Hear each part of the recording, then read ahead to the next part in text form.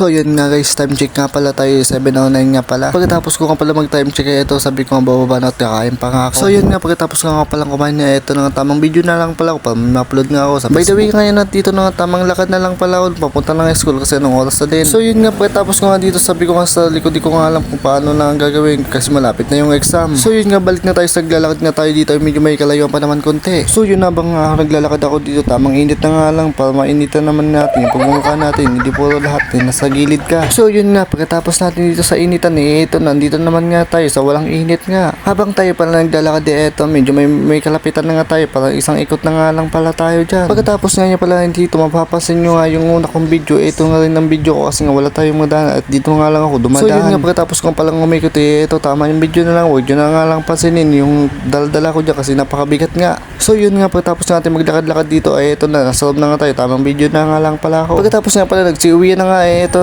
tamang tambay na nga lang sa bukuan kasi para makapagbuko na sa grabe nga ang init.